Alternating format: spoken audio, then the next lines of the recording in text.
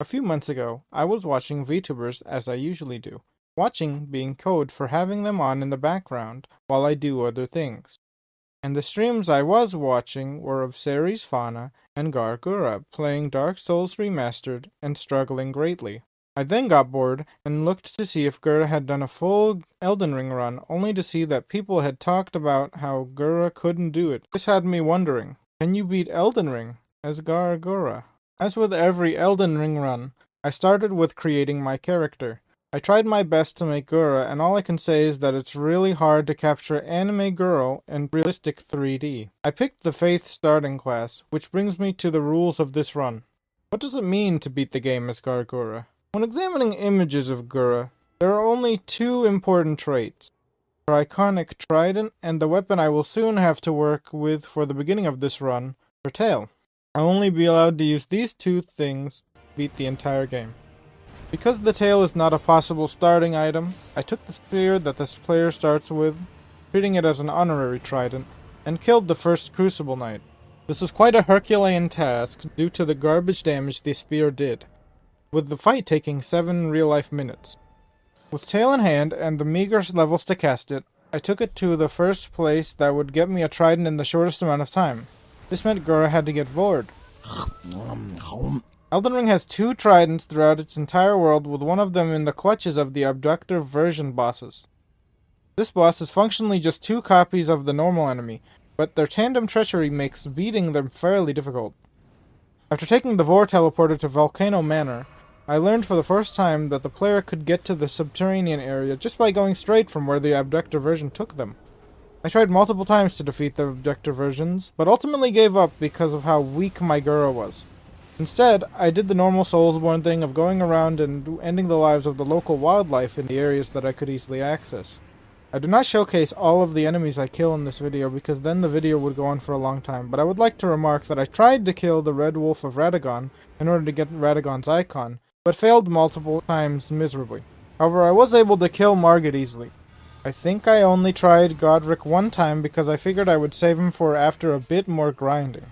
After that I tried and failed to beat the versions once again, but I did end up killing the dog, granting me the ability to cast just a bit faster with the tail. Now with speedy tail in hand, it was time to fight Godric. Godric is one of those fights that only a few trials makes much easier to beat. The player learns that there are many seemingly overbearing attacks that can be rolled through or sidestepped, like his fire and his tornado slam attack.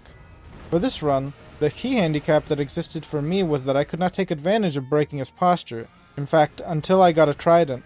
This problem persisted throughout any of the bosses I fought.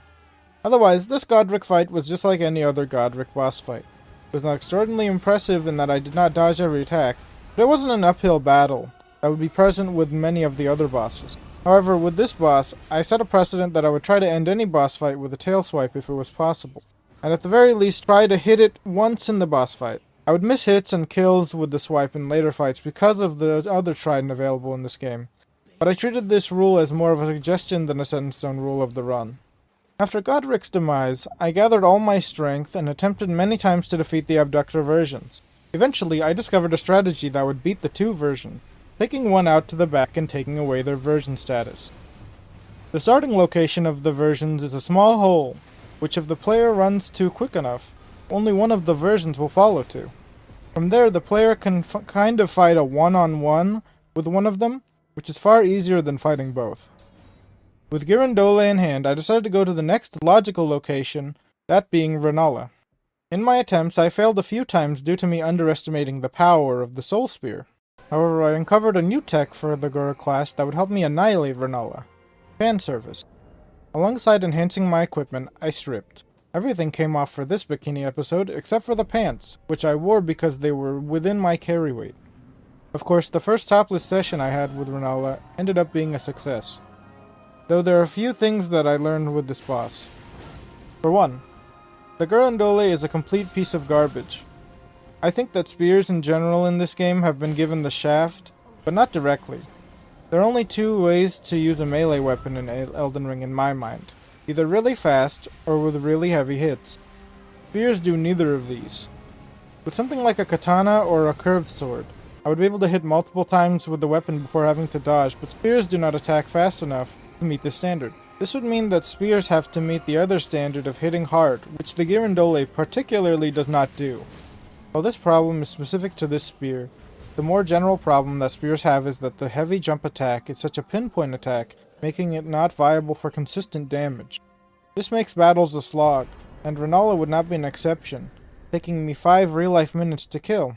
With the information I detailed in the previous fight in mind, I thought to myself, why not get an upgrade? With that, I decided to mosey my way over to the Bleeding Fingers man. This would be the beginning to the many steps I would take to getting the second trident that exists in the game, Mohg's Sacred Spear. Just to speed through this, let it be known that I jumped randomly between steps of getting the Anti-Nihil tier, the Pure Blood Medallion, and killing some bosses for level and equipment, with the climax of these steps occurring when I did something I never did in an Elden Ring run before, that being doing the invader requirement without invading real players. And I will say, if you have an internet connection, just invade the 3 players. This NPC was annoyingly hard. After getting and then dying the tissue fingers man gave me, I finally had the medallion. As a side note, I became Red Gura for about 3 seconds, which followed with me turning off the blood ritual eye effect. Red Gura would probably not come into play for the rest of this run. After this, I held off on going to Mohg Palace, and instead roamed around for a bit for materials and came across a new nemesis, full-grown Falling Star Beast. Fighting this boss with the Girandole was miserable. So miserable that I alt F4'd out of rage multiple times. I do not know what came over me when fighting this particular Falling Star Beast, but it just made me so mad to lose to it. I eventually just skipped it. The reason I went through this boss was because I wanted to get the seal in Volcano Manor, only to realize it had too many requirements, which ended up being the final straw. It was time to go to Mohg Palace. I died once and decided to do a bit of grinding before actually exploring the palace.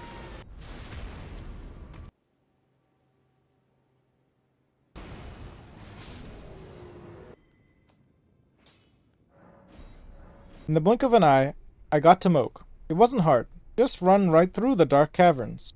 More importantly, I got the chance to get a taste of Mohg's strength. I don't show it in the video, but I tried many times to beat Mohg, without being able to even get to phase 2 of the fight. This caused me to think that I needed a bit more money and maybe Bloody Fingerman's hat. But this did not end up mattering that much, because the successful attempt in beating Mohg came purely from memorization. Mohg is a rather telegraphed boss in comparison to the other 2 remembrances I had to deal with. Much of the fight was just sidestepping attacks and attacking one time in between the sidesteps. But I would like to break down some key parts that helped with the fight, because I did this at a moment where I was pretty under-equipped for Mohg. Starting with the tips for Phase 1. The examination of when Mohg ends a combo and memorizing his attacks can make this phase hitless. There's some pivotal telegraphs that are important for dealing damage, with my spear benefiting greatly from one of them. In general, the player can get a hit in easily when he does a wide upward sideswipe after casting the Blood Claw if positioned properly.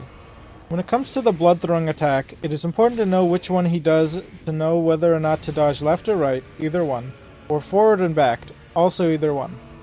Look at his hands for this. Coming to the part where the spear benefits from its range, when Mohg does his blood rain, the player can easily go around to the left of him and get in a few pokes. Again, this is only possible due to the range of the spear. Phase 2 is far more complicated to deal with, but not really because of Mohg's larger melee range. The melee parts of Phase 2 are important to dodge, but they're mostly just melee attacks of Phase 1 with a bit more range. The real issue of Phase 2 is that Mohg leaves his annoying blood everywhere, which changes Elden Ring from a boss fighting RPG to a perilous game of red light, green light.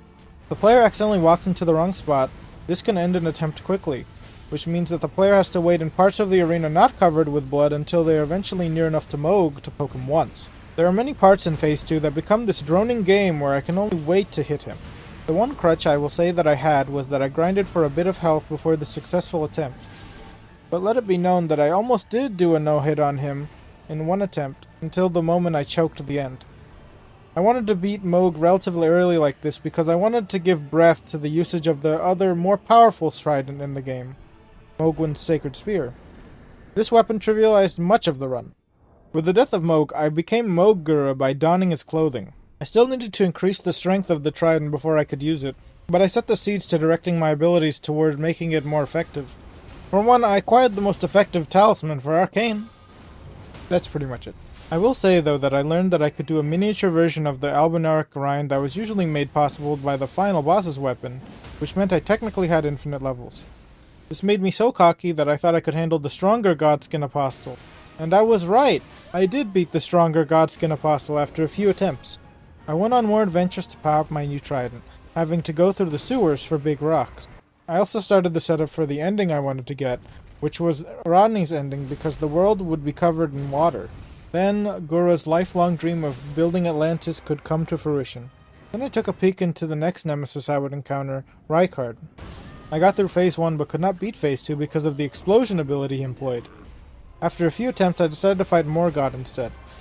In classic Gura fashion, I made sure to die on the first attempt against Morgott, but did not think that this meant the fight was hard. In exactly the second attempt, I beat him. Mohg Trident really made short work of this boss fight. Just like the Godric boss fight, the successful attempt was an extraordinarily ordinary attempt. I took some hits, Morgott took some hits. The fight eventually ended because my health bar was artificially longer than Morgott's due to heals, and that the Trident caused a ton of bleed buildup.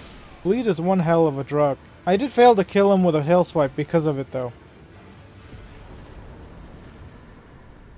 Morgott's death led to the most obvious next step of killing Radagon. I don't know how, but I feel as though Radagon gets easier and easier each time I fight him. I feel like I have beaten him first try in the last 5 runs of this game that I have attempted. This run would be no exception because I beat him easily on my first try. In this run, I think it is entirely in the fact that I fought him somewhat as an afterthought, choosing to fight him after I was done with many of the other parts of the game. Obviously, if I could handle Mohg, then I would easily be able to clobber Radagon. The tiny pokes that I injected into his body slashed away at huge chunks of his health bar, and I was even able to throw in a tail swipe. As usual, bleed played a heavy part in my victory.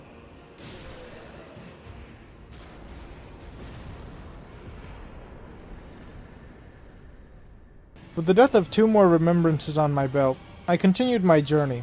Rykard continued to be a thorn in my side due to the melee range explosions he caused, so I instead took on the task of progressing Ranni's questline. As usual, I did not show much, but I could not help but show the Gura on Gura violence I captured on film. Obviously, it ended up being a maximal fanservice fight, with my Gura having no clothes on and the Gura clone having not any clothes on either. In the end, I ended up on top because the Mimic tier was simply awful at swinging her tail around. This fight was really a fight to see who would be able to land a tail swipe first, because an advantageous tail swipe would mean an endless stun lock. Next up, although this is an all remembrances run, the Regal Ancestor Spirit fight was so easy, I did not include the whole fight. In fact, I'm not even going to talk about it. The more important thing to remark on showed up after the Gargoyles fight because I acquired Fauna merchandise. This Fauna merchandise would be the backbone to the rest of the victories in this run. I even got a different style of one later in the run. But I would stick to the key part of the hat in this run. After donning the merch, I sped through Fia's questline as fast as I possibly could so I could fight Fortisax. I held Fia back at the round table hold and then killed her simps, and realized I had to do more of Ranni's questline. I did just that. It was quite a whirlwind of doing the quest steps, and it amounted to nothing because I still got confused on when I would be able to fight Fortisax. I would fight the dragon later. Instead, I continued Ranni's questline by going downward and getting my Ranni Funko Pop, who told me to kill a quote-unquote sexy furry. I was then able to continue downwards to Astel. As an aside, I ran right through the Lake of Rot. Just straight up ran. I completely ignored the rot on my skin. I will remember this for future runs that it is just that simple. Returning to classic Gura fashion, and this genuinely frustrated me when it happened, I got grabbed by Astel and died on the first attempt of the run, when I was one final inkling of a hit away from success. But soon after I did defeat the bug. I must have been incredibly drained by the time I got to this fight because as I am editing and writing this script, I see that my character had few flashes left to use by the end of the fight. I think I struggled much with positioning myself during the Waves of Darkness attack the boss used. I also struggled because while the real Trident does have a great amount of damage in comparison to the 3 candlesticks attached to a stick, it still has the same problem of rigidity of movement when doing heavy jump attacks. It also did not help that bleed could not play a role at all in this fight. Probably one of the most important problems that persists across runs every time I try to do this fight is the annoying teleport grab the boss does. The grab range and length of this attack is absurd, so if you don't distance yourself properly, it will likely grab you, and it is usually a one-tap. I always hate lingering hitboxes with attacks from enemies in From Software games, and this is one of the worst. At the very least, I was able to beat this boss with a tail swipe. With the end of Astel, I continued toward the chapel in which Ranni resided, and I did something a bit out of the ordinary. I decided to include the entirety of the Adula fight. I did this because I thought it would help show the standard of difficulty ordinary bosses had. Adula fell within seconds.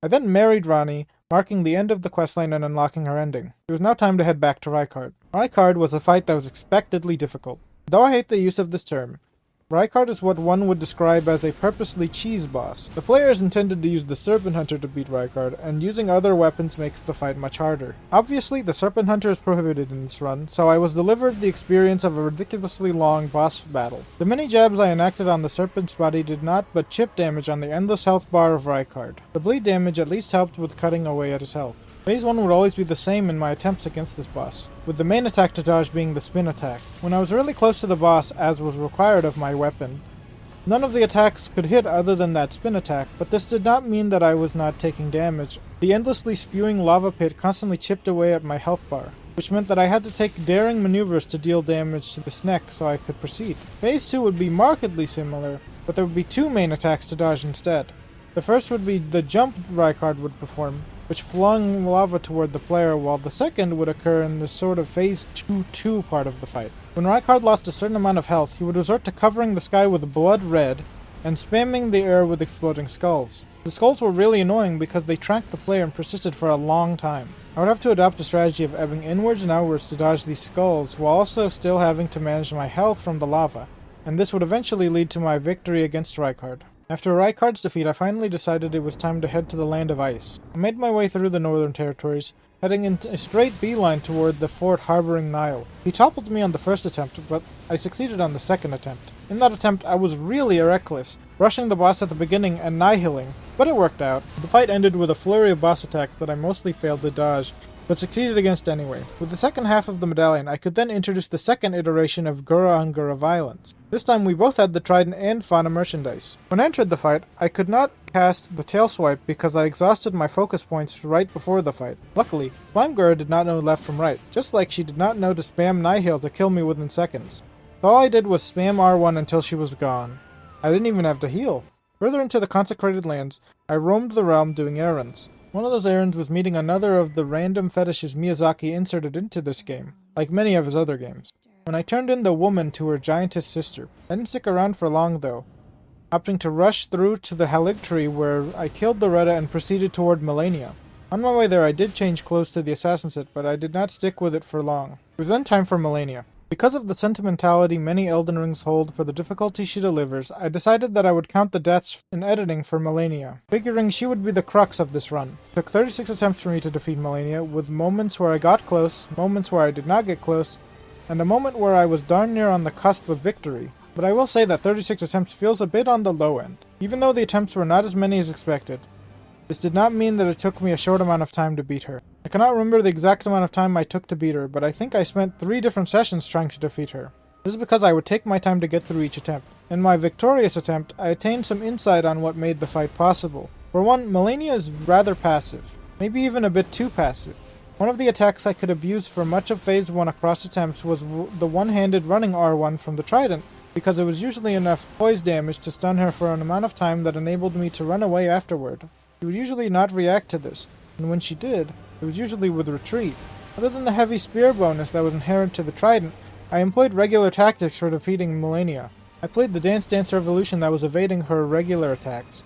I ran away from her during her waterfall dance, and I applied my pokes at the right moments to break her poise and bleed her. And then I was plunged into Phase 2. Phase 2 was far less open than Phase 1, as usual of the Malenia boss fight. Her passive filter disappears by this point, so the player has to plot their moments of attack much better than the previous phase. But this is all normal for this fight. The parts that I can highlight for this part, particularly involving my build, is that the Nihil attack will not go far enough to hit Malenia when she's doing the first part of the second phase, and that I was able to tail swipe her a few times. Although the tail swipe was not essential to victory, and perhaps even a detriment, it was funny to see that it was enough to knock Malenia so far away that if I were a better player, I could probably beat her with it alone. I should have mentioned this earlier, but this was originally going to be a casual run that I was going to do without recording, called the Gex run. Around the time I started this run, I played Gex 3 to see what it was like, and found it to be too enamored with puns and references, especially to Austin Powers, and when I say Austin Powers, I'm referring to just the character.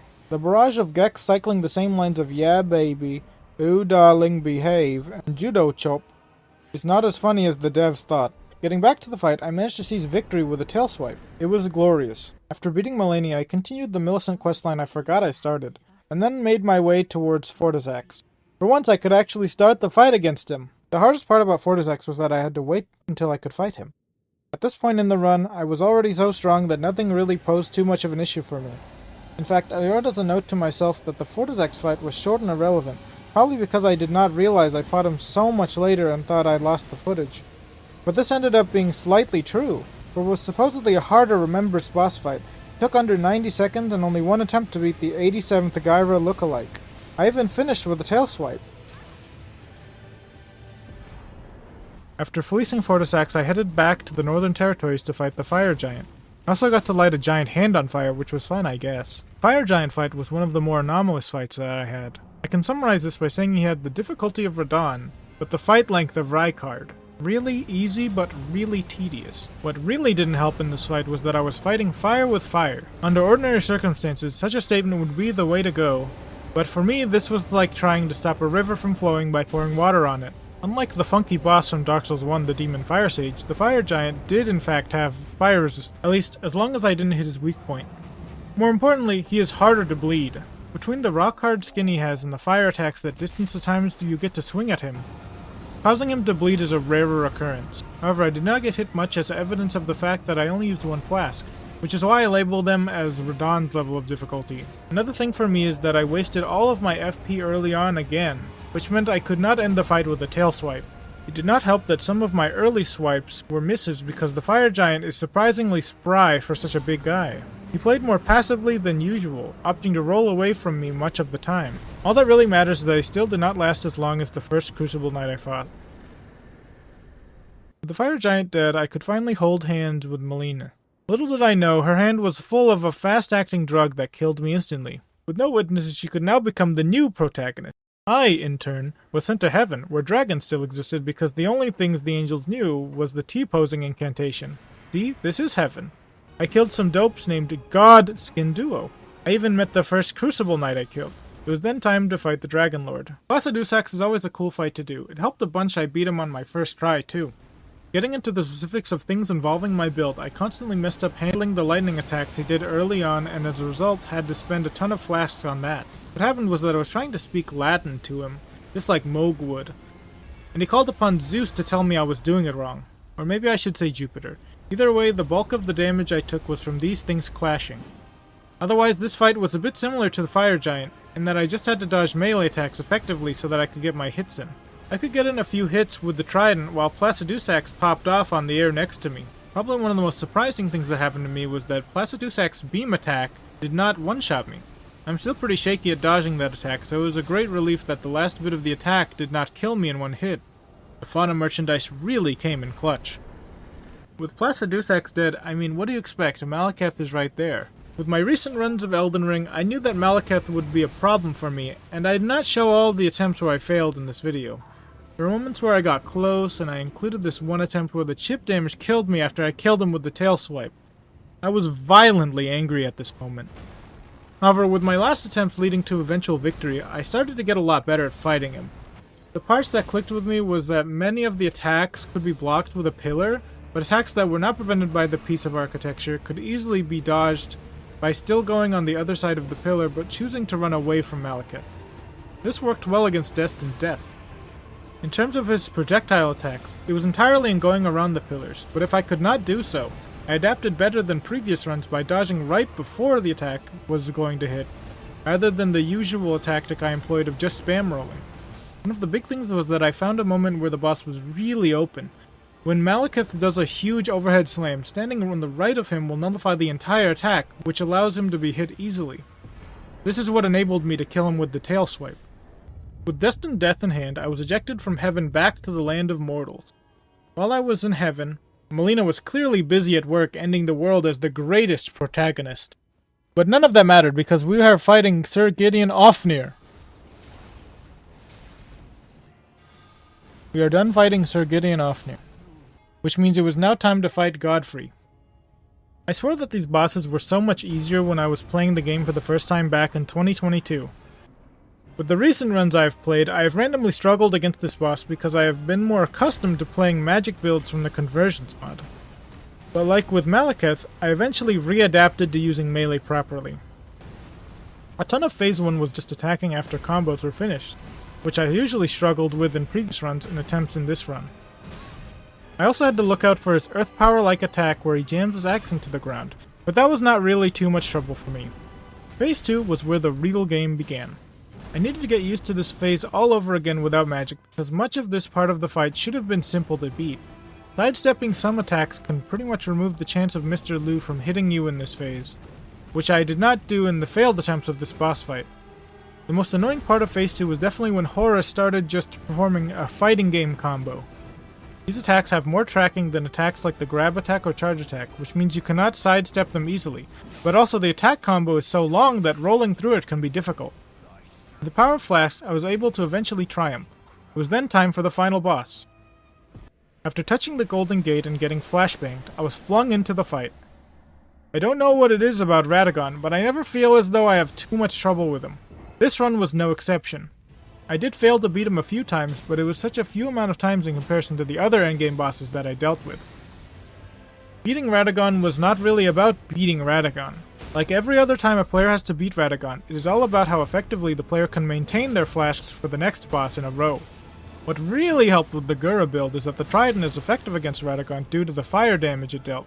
Radagon is actually weak to fire damage. This led me into the second boss of the fight with a comfortable 8 flasks and a flask of Wondrous Physique filled with healing effects.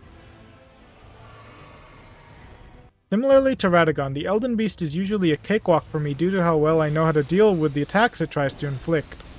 As usual with runs, the main problem is it running away. Gura did not have much advantage innately within the build, but the fight was still quite easy due to my muscle memory. The usual attacks gave me difficulty, the light attacks. Elden Beast seems to have maxed out the light magic abilities they got at the beginning of Kingsfield 1, and it has really paid off in making this fight annoying when anything starts flashing. It was fine for me, but to help anyone else, many of them can be defeated by just running in one direction, either left or right. After hopping over many circles, running away from falling beams of light, and rolling through the golden arcs, I got up close to the beast and finished it off with a tail swipe.